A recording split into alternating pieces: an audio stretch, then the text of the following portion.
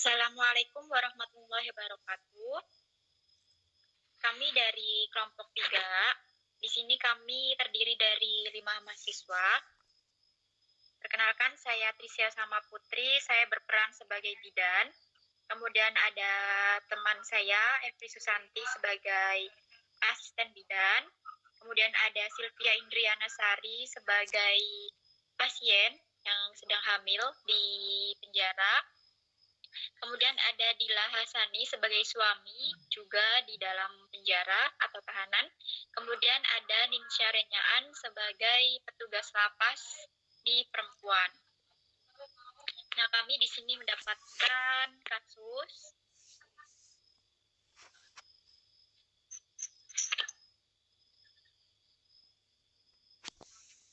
sesuai yang diberikan oleh Ibu Asti. Kami mendapatkan kasus ketiga,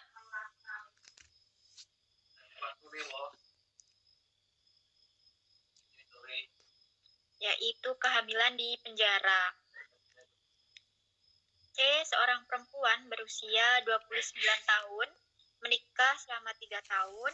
C dan suami saat ini sedang berada dalam rumah tahanan atas tindakannya mengedarkan narkoba, pengguna sabu sebelum masuk rutan, sedang mengandung dengan usia kehamilan 20 minggu.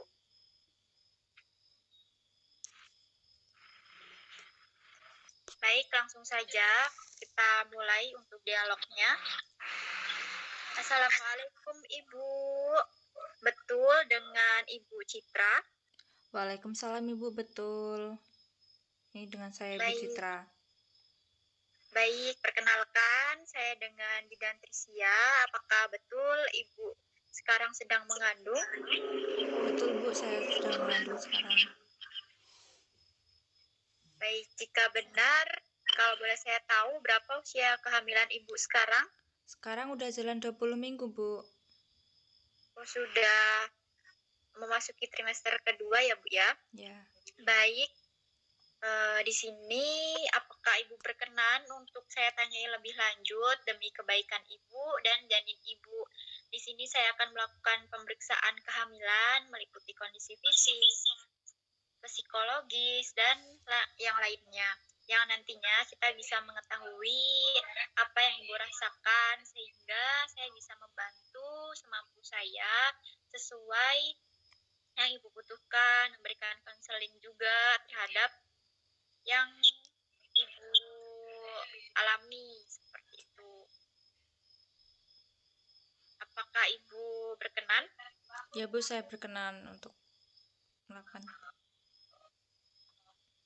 Mohon maaf Ibu, info yang mohon maaf Bapak, saya juga meminta izin untuk melakukan pemeriksaan tersebut karena Bapak sebagai suami dari Ibu Citra ya. Apakah Ibu, ya, apakah Bapak setuju? Iya, saya setuju Ibu. Apa sebelumnya ada pertanyaan dari Bapak atau Ibu? Tidak Bu, cukup. Mohon maaf, saya mau bertanya. Iya ini... Pak. Silakan.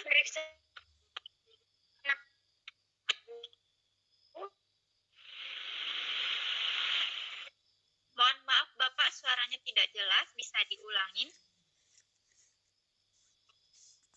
Iya Ibu, mohon maaf, saya mau bertanya, pemeriksaannya itu dibutuhkan biaya atau tidak, karena saya dan istri saya tidak mempunyai uang untuk membayarnya Bu. Oh, untuk itu, ini gratis ya Pak, Bu, karena ini sudah program dari lapas tersebut, jadi tidak perlu membayar, semuanya gratis ditanggung oleh lapasnya, begitu. Oh, jadi ini gratis ya Bu? Oh, saya sama suami saya takut karena nggak punya uang. Iya, tidak perlu khawatir ya Bu ya. Semuanya gratis, Ibu tinggal nerima. Jadi yang penting Ibu bersedia dan nanti bisa mengikuti tindakan-tindakannya sesuai aturan atau sesuai yang saya anjurkan. Seperti itu ya Bu ya. Baik, Bu. Baik, jika setuju, bisa kita mulai dari sekarang ya Bu ya untuk pemeriksaannya. Saya membutuhkan kurang lebih itu 45 menit untuk pemeriksaan ini. Iya, silakan Ibu. Baik, Mbak Epri bisa dibantu untuk pemeriksaannya ya. Di sini ada pemeriksaan HB, lila, urin, terus ada tekanan darah juga. Baik Mbak. Baik Mbak, sebelumnya perkenalkan ya Mbak, nama saya Efri Susanti. Saya selaku asisten dari Bidan Trisia. Di sini saya yang akan melakukan pemeriksaan HB untuk mengetahui apakah Ibu mengalami anemia atau tidak. Kemudian akan memeriksakan tekanan darah Ibu, apakah Ibu mengalami preeklamsia atau tidak. Kemudian lila untuk mengetahui apakah Ibu mengalami KEK. Dan pemeriksaan terakhir yaitu pemeriksaan IMS atau infeksi menular seksual, yaitu untuk mengetahui apakah ibu terkena penyakit HIV, sifilis, dan gonore. Untuk melakukan pemeriksaan penunjang ini, saya memerlukan sampel darah atau urinnya ya Bu. Baik, Bu. Ini Bu untuk sampel, untuk botol sampel urinnya, Ibu bisa taruh di sini ya Bu urinnya, WC-nya ada di situ. Ibu, ini untuk urinnya seberapa ya, Bu? Diisi penuh atau enggak? Tidak penuh Ibu, itu secukupnya saja ya Bu. Dan untuk urin yang ditaruh di botolnya, Ibu gunakan urin yang bagian tengah. Untuk urin yang pertama itu dibuang saja, kemudian urin yang tengah-tengah baru diambil. Seperti itu Bu, apakah mengerti? Mengerti, Bu. Saya akan mandi terlebih dahulu ya, Bu. Baik Bu.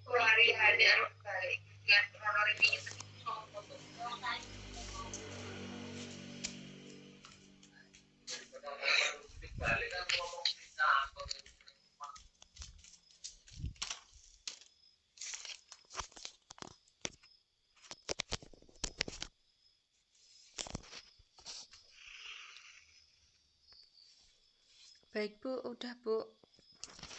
Baik. Saya Ini Bu, taruh di sini. ya, saya taruh di sini dulu untuk dilakukan pemeriksaan. Nah, Ibu kemudian duduk Bu di sini. Saya akan melakukan pemeriksaan tekanan darah dan mengukur lilanya ya Bu. Dan Baik, saya Bu. akan mengukur darahnya juga. Silakan duduk Bu.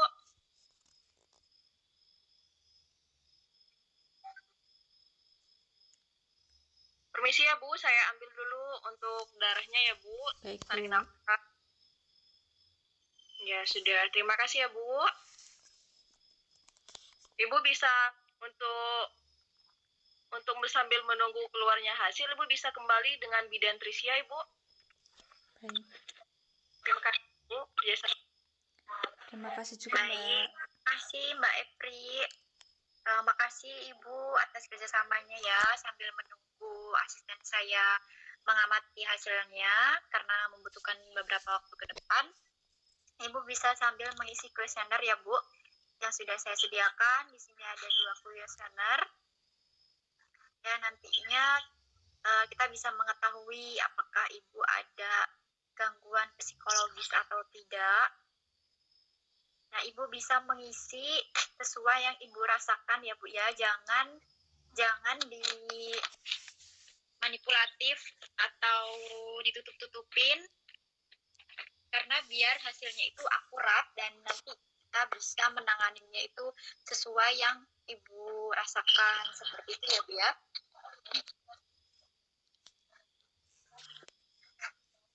Nanti saya akan tampilkan untuk kuesionernya. Ibu bisa mengisi dengan tanda X. Di sini ada 21 pernyataan. Ibu bisa mengisi. Ibu, saya izin mau tanya, Bu. Ya, Ibu. Ibu, apakah gangguan psikologi itu bisa berpengaruh pada janin saya ya, Bu? Ya, justru sangat berpengaruh ya, Ibu. dari psikologi atau mental itu nanti jika ada gangguan atau ada permasalahan, misal ibu kepikiran terus nanti tuh jadi ngedown, terus jadi kesehatannya juga menurun, imunnya itu juga menurun. Jadi semuanya terkena ibu. Yang dari mental itu nanti jadi kesehatan fisiknya juga terkena. Kalau ibu udah nggak sehat, nanti janinnya juga membahayakan. Seperti itu ibu. Oh, seperti itu ya Bu. Baik. Bisa diisi ya Bu ya? Ya Bu.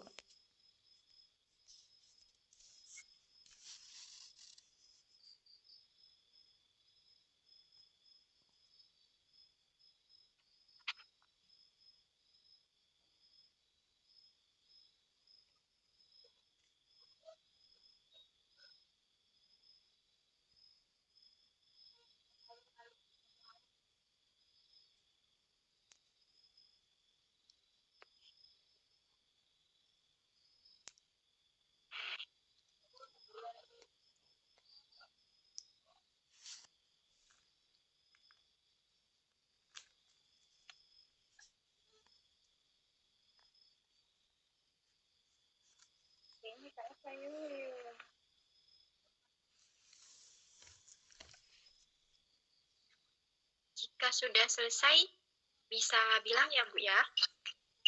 Ya Bu.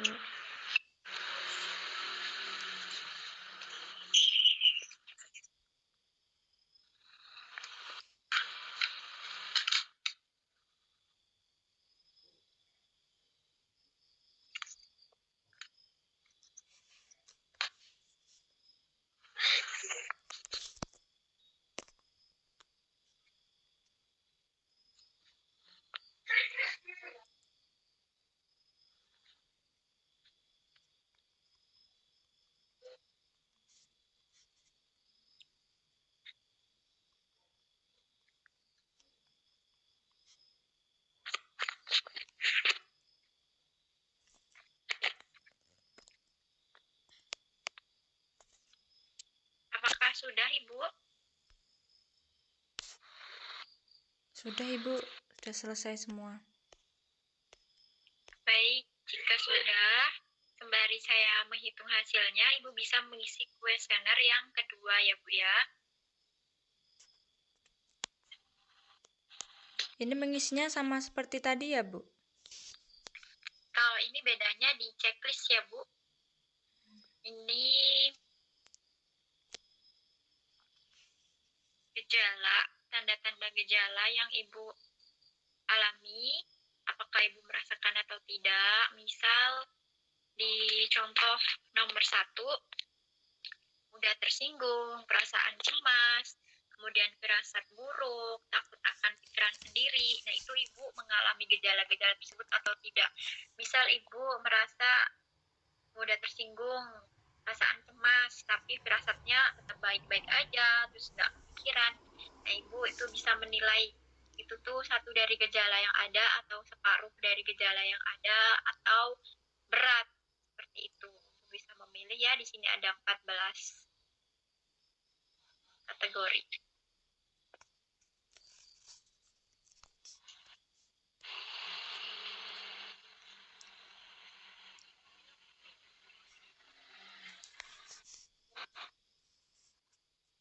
Perlu diingat untuk mengisinya sesuai yang Ibu rasakan ya.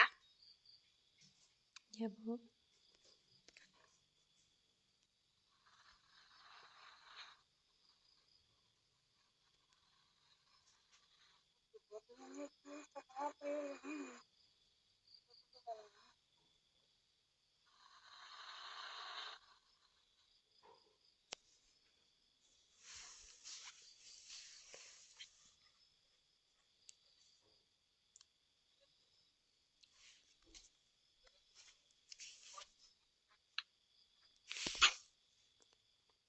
Sudah selesai Bu. Baik, jika sudah, saya lihat terlebih dahulu ya Bu ya. Saya izin bertanya terlebih dahulu kepada Ibu, seberapa besar sih Ibu itu pengen mengetahui tentang keadaan Ibu sekarang? Ya Bu, saya sangat ingin mengetahui karena saya tidak tahu apa yang terjadi. Saya takut itu nanti gejala yang saya alami itu dapat Membahayakan. membahayakan saya dan janin saya kandung. Ya, baik. Bagus ya, Bu. Kalau masih ada keingintahuan untuk keadaannya itu bagus. Berarti Ibu masih peduli dengan kesehatan Ibu maupun janin Ibu. Nah, apa yang Ibu rasakan di akhir-akhir ini yang kayak yang sangat Ibu pengen ceritakan kepada saya, Ibu bisa cerita sama saya apa keluhannya, apa yang sering Ibu rasakan, apa yang Ibu khawatirkan, itu ada atau enggak? Beberapa hari ini saya sering cemas Bu, terus kalau malam nggak bisa tidur, terus saya sering mikirin hal-hal yang kayak saya besok lahirannya gimana, terus banyak kok Bu, saya ngerasa kayaknya apa cemas, seperti itulah Bu, sedih, terus campur aduk Bu. Seperti itu ya Bu ya. Nanti saya akan tanya lebih detail. Sebelumnya saya akan memberitahu hasil pemeriksaan fisik dari Ibu untuk lilanya. Itu Ibu tadi hasilnya 25 ya Bu, yang menunjukkan normal. Normalnya itu 23,5. Nah, di sini Ibu normal 25 yang menunjukkan Ibu itu tidak KIK. KIK itu kekurangan energi. Ibu dalam kategori sehat untuk KIK-nya. Kemudian untuk HB-nya di sini juga hasilnya 12, itu normal untuk ibu hamil. Kemudian untuk tensi darah Ibu normal juga 120/70. Kemudian untuk urinnya, tes urin. Nah, di sini ada permasalahan Ibu. Mohon maaf, Ibu di sini positif menggunakan obat-obatan yang terlarang ya Bu ya. Iya Bu. Kalau boleh saya tahu, terakhir Ibu haid itu kapan? Terakhir itu saya sebelum masuk di rutan Bu. Sebelum masuk di rutan. Pas saya hamil trimester awal. Baik, jadi kurang lebih 1 bulan atau berapa ya Bu ya? 2 bulanan Bu. Ya, tapi Ibu udah nggak ingin konsumsi lagi kan ya? Udah enggak Bu. Nah, karena Ibu kan lagi hamil. Orang yang nggak hamil aja itu nggak baik untuk kesehatannya. Namanya aja udah obat-obatan terlarang ya Bu ya. Mohon maaf, itu kan dilarang oleh hukum maupun agama. Jadi sebisa mungkin Ibu hindarin untuk itu. Karena Ibu sekarang lagi hamil, semua yang dikonsumsi oleh Ibu itu larinya tidak ke badan Ibu aja, tapi ke janin Ibu juga. Makanan yang baik yang dikonsumsi itu juga akan menimbulkan kesehatan baik janin maupun Ibu. Tapi jika sebaliknya, kalau mengonsumsi sesuatu yang nggak baik atau buruk, itu juga akan menimbulkan sesuatu yang buruk juga ke janin Ibu. Nanti saya juga akan memberikan arahan untuk seperti apa selanjutnya. Nanti saya akan jelaskan ya Bu ya. Kemudian Ibu tadi merasa cemas. Kalau boleh saya tahu cemasnya itu kenapa ya Bu ya? Ya cemas soalnya saya hamil pas di penjara itu Bu. Di penjara cemas. Apa cemasnya itu tiap hari, tiap malam atau Tiap seperti malam apa? sih Bu. Biasanya tiap malam. Jadi pola tidurnya jadi terganggu ya Bu, Iya. sulit tidur. Bisa tidur tapi nggak nyenyak gitu loh Bu. Sering kebangun. Ya, karena cemas tersebut ya Bu. Nah, saya akan memberitahu sesuatu konseling untuk ibu.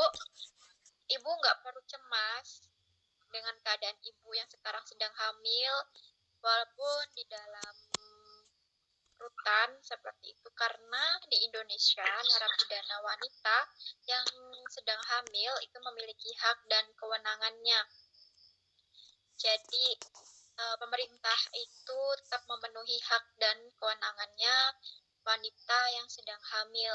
Jadi nanti tetap ada pemeriksaan kesehatan berkelanjutan seperti itu, tetap dipantau. Terus ada pelayanan pemenuhan hak warga binaan yang sedang hamil maupun narapidana pasca melahirkan. Jadi ibu nanti selalu dipantau walaupun di dalam lapas seperti itu, karena adanya peraturan tersebut memberikan pelayanan yang layak dalam pemenuhan hak bagi warga binaan yang sedang hamil. Kemudian wanita yang tengah hamil kaitannya itu dicek kesehatannya atau diberi pencerahan, diberi informasi mengenai kesehatan reproduksi, kemudian kesehatan kehamilan sampai pasca melahirkan. Nah, untuk itu ada pasalnya, pasal 28 ayat 5 menjelaskan anak yang dilahirkan oleh wanita yang sedang dipenjara itu akan dirawat ibu selama 2 tahun anaknya dilahirkan. Jadi itu nanti anaknya tetap di dekat ibu, maksudnya dirawat di lapas tersebut, karena sampai 2 tahun itu anak membutuhkan ASI ya Bu dari ibu, terus membutuhkan kasih sayang, sentuhan, dan yang lainnya. Jadi ibu tidak perlu khawatir jauh dari anak atau anaknya nanti gimana, kesehatannya gimana, dirawat siapa, itu tidak perlu dikhawatirkan karena itu sudah dijamin oleh lapasnya, oleh pemerintah, seperti itu ya Bu ya. Apakah penjelasan dari saya itu sedikit mengurangi kecemasan ibu? Ya Bu, jadi saya sudah tahu tentang tadi pasal-pasal yang Ibu jelasin tentang pembinaan kehamilan. Jadi saya tidak sudah tenang Bu, nggak terlalu memikirkan besok janin saya kalau lahiran gimana. Terus udah rada tenang lah Bu, sudah sedikit terobati. Baik, bagus ya kalau seperti itu, yang sebelumnya ibu belum mengetahui jadi tahu. Kemudian apakah ada pertanyaan sebelum saya lanjutkan ibu? Belum Ibu. Nah, kemudian saya akan memberikan konseling mengenai menumbuhkan perilaku hidup sehat atau bersih. Ketika ibu menerapkan perilaku hidup bersih, insya Allah ibu dan janin ibu itu selalu sehat dan nanti lahir dengan sehat, normal, seperti itu ya Bu yang diinginkan. Nah, untuk kehamilan ibu sekarang kan sudah 20 minggu. Jadi itu udah semakin membesar ya Bu perutnya. Semakin perut ibu besar, itu bisa pernafasan ibu sedikit terganggu, susah bernafas, sehingga kesulitan tidur. Nah, tadi ibu juga bilang kesulitan tidur bisa dari 2 faktor, dari ibu cemas maupun dari kehamilan yang sudah mulai menua. Itu normal bagi kehamilan yang sudah kehamilan usia tua, karena semakin besar itu perutnya semakin besar akan mengganggu paru-paru ibu ketika bernafas. Secara nggak langsung hal ini bisa mempengaruhi stamina ibu dan menyebabkan mudah terserang penyakit. Jadi ibu itu bisa mengatasinya dengan mencari posisi tidur yang paling nyaman dan sempatkan tidur jika waktunya itu tepat. Jangan sampai ibu itu kecapean, terus sampai kurang tidur. tidur yang normal bagi orang biasa maupun lagi hamil itu 8 jam per hari. Jadi ibu jangan sampai kurang dari 8 jam. Walaupun ibu susah tidur, ibu harus tenangin dulu pikirannya. Jangan pikir yang aneh-aneh, itu dihilangin dulu ibu. Itu untuk kesehatan ibu ya. Jadi sebisa mungkin ibu itu harus berpikir positifnya aja. Ketika ibu bisa berpikir positif, itu insya Allah terjadinya juga hal yang positif juga. Karena itu arahnya ke kesehatan ibu. Seperti itu.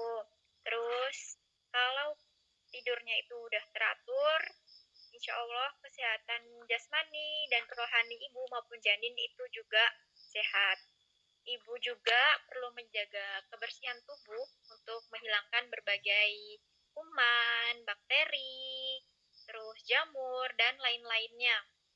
Apa sih itu kesehatannya yang perlu diatur atau dijaga? Seperti ibu rajin mengganti baju, mandi 2 kali, selama mandi 2 kali ibu juga harus ganti bajunya 2 kali, seperti itu. Terus ketika baju basah langsung diganti.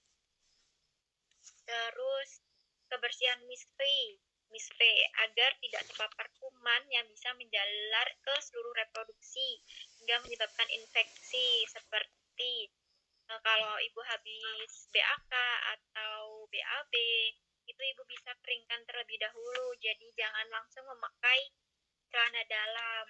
Bisa dikeringkan untuk menghindari jamur seperti itu. Terus bisa mengganti pakaian dalam ketika basah atau terasa sudah tidak nyaman, itu bisa diganti aja begitu ya. Apakah penjelasan saya ini mudah dipahamin? Mudah Bu, saya sudah paham. Baik, dan kemudian ada beberapa langkah untuk membiasakan diri menjalani perilaku hidup sehat. Yang ibu tahu apa aja langkah-langkah untuk hidup sehat? Cuci tangan, terus makan-makannya bergizi gitu Bu. Bagus ya. Yang paling utama itu cuci tangan ya Bu ya. Sebelum melakukan aktivitas apapun, sebisa mungkin ibu cuci tangan. Jangan lupa menggunakan sabun dan air yang bersih atau air yang mengalir. Kemudian menggunakan toilet yang bersih. Jaga kebersihan toilet, buang air besar maupun kecil itu di toilet. Jangan sampai sembarangan di mana-mana, itu kan gak baik ya Bu ya. Terus menggunakan air bersih untuk mandi. Jangan air sungai atau air kali yang gak jelas kebersihannya.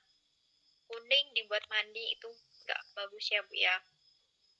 Terus menjaga kebersihan diri dengan cara mandi 2 kali sehari tadi.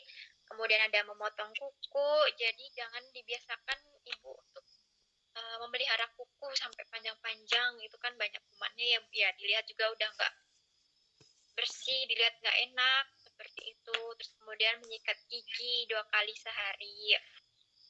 Kemudian rajin berolahraga secara rutin karena ibu hamil, jadi olahraganya tuh cukup yang ringan-ringan aja, kayak lari-lari kecil, keliling-keliling sini di depan aja gitu.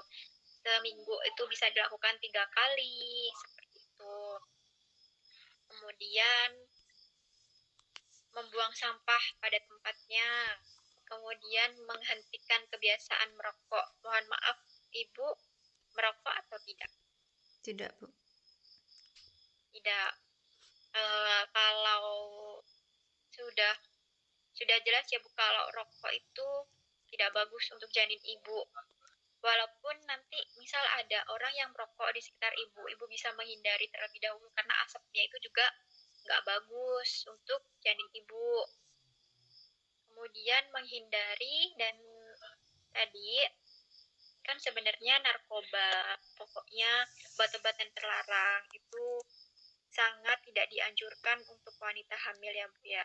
Tidak apa-apa, yang lalu biarlah berlalu untuk pengalaman ibu. Yang penting sekarang kesehatan janin ibu itu sehat. Jadi kedepannya yang diharapkan ibu tidak mengonsumsi lagi obat-obatan yang terlarang, karena itu sangat dilarang untuk kesehatan. Ibu bisa menghentikan tersebut ya, jangan dikonsumsi lagi. Kan ibu maunya anaknya sehat-sehat saja ya. Iya. Ya, jadi bisa dipahami ya Bu ya untuk pola hidup bersihnya atau sehat tadi. Kemudian memahami terkait kehamilan. Kalau boleh saya tahu, apa yang Ibu tahu tentang bahaya-bahaya dalam kehamilan atau hal-hal yang nggak normal yang Ibu tahu apa?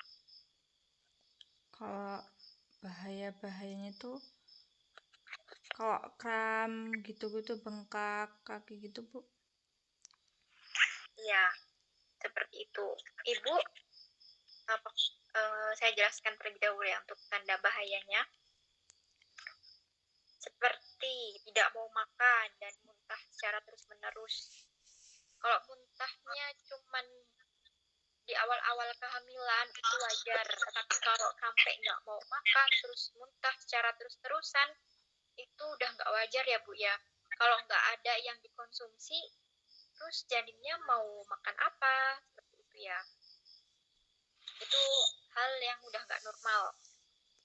Terus mengalami demam tinggi, apalagi demamnya itu sampai 3 hari, lebih dari 3 hari, itu harus diwaspadai. Kemudian pergerakan janin di kandungan berkurang. Ibu bisa memantaunya sendiri, kan kerasa ya Bu sekarang udah Kerasa, Bu. Tapi aktif ya Bu untuk pergerakan janinnya? Alhamdulillah aktif. Ya, nanti Ibu bisa merasakan tiap harinya itu pergerakannya seperti apa. Nah, nanti kalau ada penurunan pada pergerakan janin, itu perlu diwaspadai ya Bu. Ibu bisa melaporkan ke saya atau ke petugas lakasnya dulu, baru melaporkan kepada saya. Itu bukan hal yang normal kalau pergerakan janin itu berkurang. Seperti itu. Kemudian beberapa bagian tubuh membengkak yang Ibu katain tadi. Nah, membengkak itu ada di kaki, tangan, bisa wajah. Seperti itu. Bengkak itu bisa terjadi karena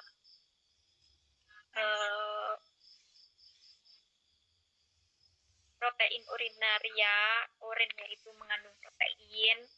Seharusnya protein itu sudah dirangsang, maksudnya disaring, tetapi kok di urin masih ada proteinnya, itu berarti ada yang tidak beres dengan ginjalnya. Kemudian terjadi pendarahan dari, mohon maaf, lubang vagina, terus air ketuban pecah sebelum waktunya. Kemudian ya, kalau pecah sebelum waktunya itu berarti kehamilan sebelum waktunya itu berarti nggak normal ya Bu ya, karena normalnya ya 9 bulan atau 8 bulan yang sudah mau memasuki 9 bulan. Kemudian nyeri punggung bawah terus-menerus, lalu morning sickness parah. Morning sickness itu muntah pada pagi hari, tapi yang parah begitu sampai nggak mau makan terus-terusan. Terus sekarang kan, tapi sekarang udah nggak morning sickness ya Bu ya? Kan Udah enggak, Bu. Cuma pas awal-awal aja. ya, terus kontraksi di awal trimester ketiga itu juga harus dicek kenapa itu normal atau tidak kontraksinya. Udah mau melahirkan atau hanya his palsu itu ya kontraksi yang palsu itu untuk melatih saat ibu melahirkan nanti, seperti itu. Jadi itu hal-hal yang perlu diwaspadai ya Bu ya. Coba Ibu bisa ulang kembali apa aja tadi? Tadi ada kram, terus bengkak Bu, terus gitu. Hmm, ya. Terus apa lagi Bu? Udah itu aja. Kontraksi, terus mual muntah. Terus selama ini apa ada keluhan Ibu yang saya sebutkan tadi? Kalau Atau mual muntah itu pas awal, kok sekarang sering sakit pinggang sih Bu. Terus kram di kaki, cuma itu aja sih. terus kalau begitu apa yang Ibu lakukan untuk mengatasinya? Biasanya kalau kram Bu, kalau saya pagi-pagi tuh sering jalan-jalan pagi tuh sedikit berkurang. Kalau sakit pinggangnya sih belum tahu sih Bu. Sakit pinggang. Sekarang sering sakit pinggang. Sakit punggungnya?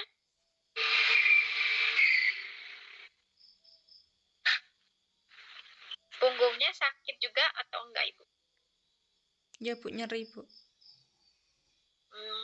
Nah kalau itu bisa jadi karena posisi duduknya Ibu itu tidak benar, kurang lurus. Biasanya itu karena duduknya itu lebih rendah daripada kakinya kan nanti nekuk. Nah itu lebih rendahan pantat atau pinggulnya seperti itu, nggak lurus duduknya, itu bisa bikin pegel punggungnya.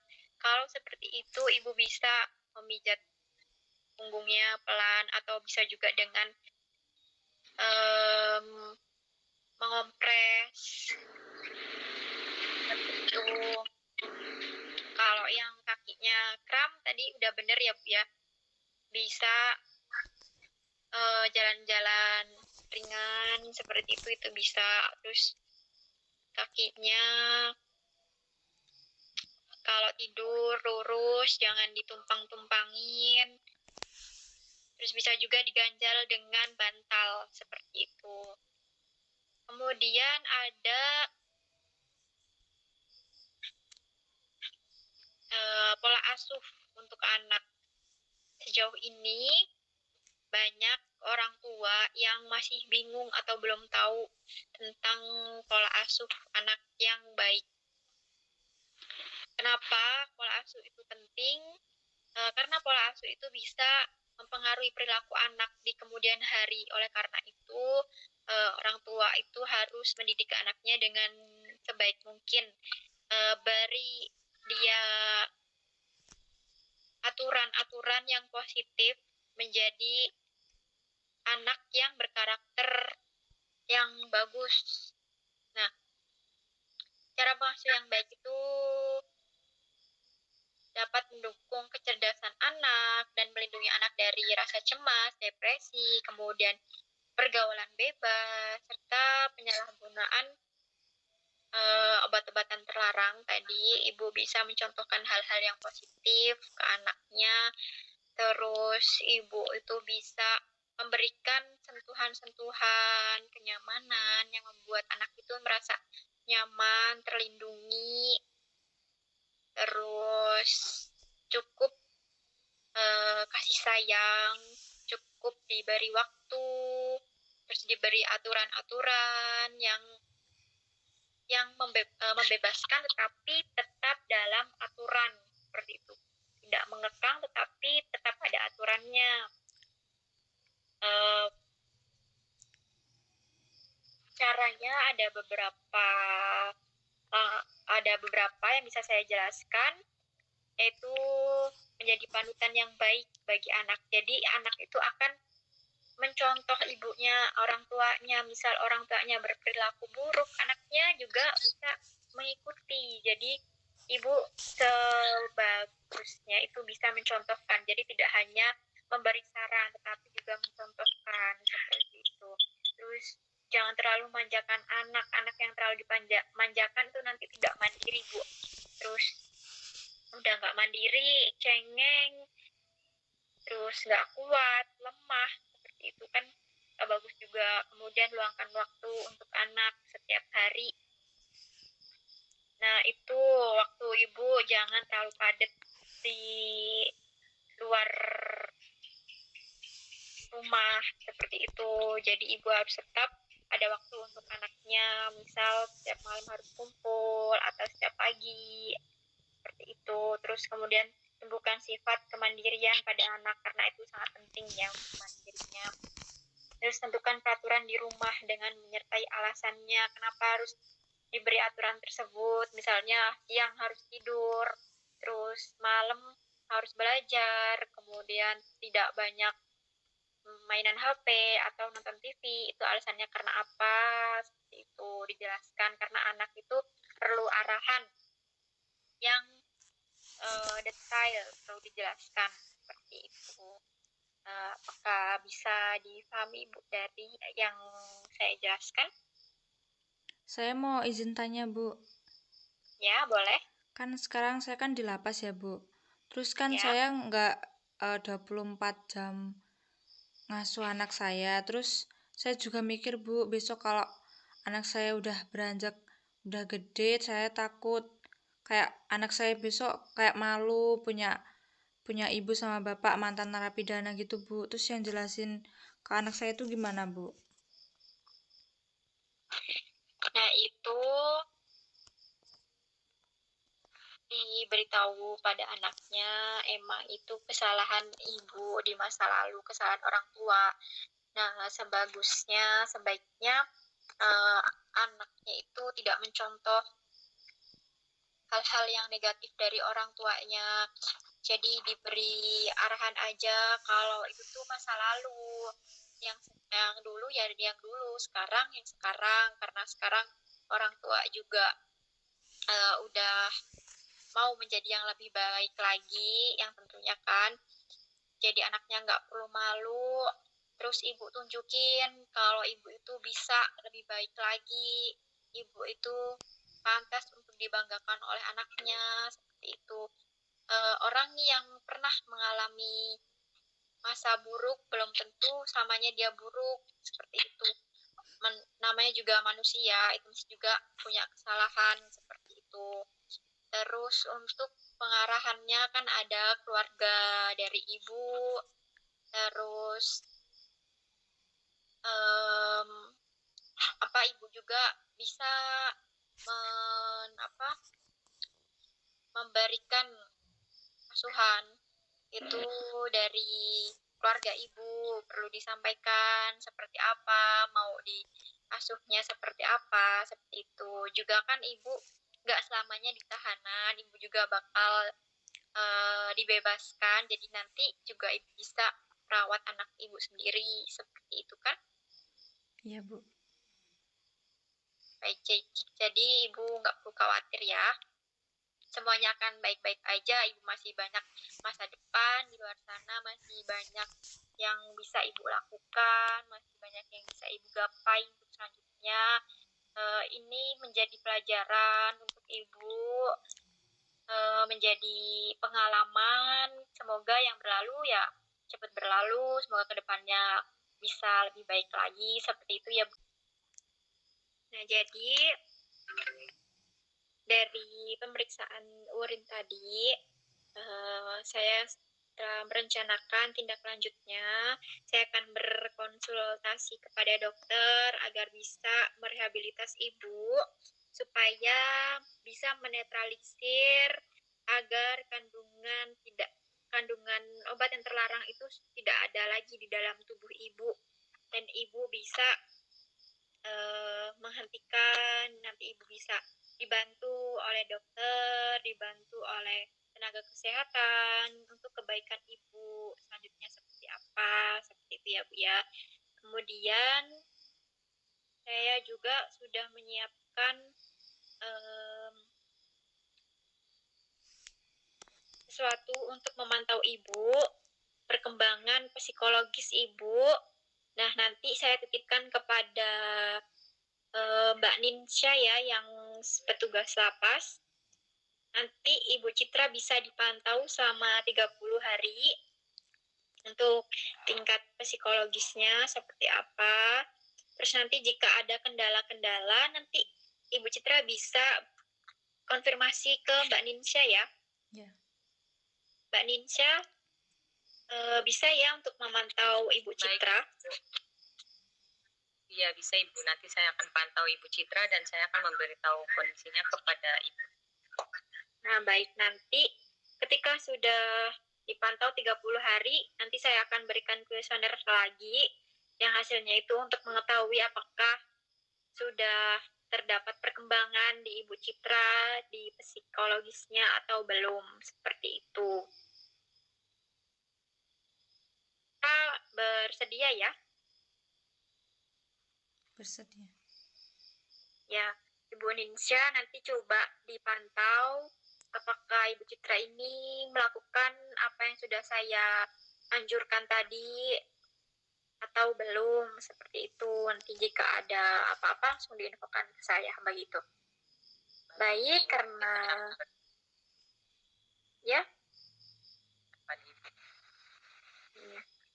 Baik, terima kasih untuk kerjasamanya ya Ibu Citra, Ibu Ninsya dan suami. Sebagai suami juga Bapak sangat berperan ya untuk mendukung Ibu Citra dalam masa hamil ini. Itu kan masa-masa sulit, tetapi jika dilakukan bersama-sama, penuh support, penuh dukungan, terus Bapak jangan kendor untuk kasih semangat, kasih sayang, seperti itu. Insya Allah nanti sehat-sehat aja untuk janinnya dan sampai melahirkan dengan normal dan sehat, begitu. Baik, serasa cukup, bisa saya akhiri ya Bu. Maaf jika ada kata-kata saya yang kurang berkenan di Ibu atau tidak sopan, kurang lebihnya saya mohon maaf. Semoga apa yang kita jalankan sekarang itu bisa memberikan pengaruh yang positif bagi kita semua. Seperti itu. Terima kasih banyak ya Ibu. Baik, sama-sama. Bisa saya akhiri ya Bu, Pak. Ya. Assalamualaikum warahmatullahi wabarakatuh. Waalaikumsalam. Terima kasih Ibu. Sama-sama Ibu. Permisi ya.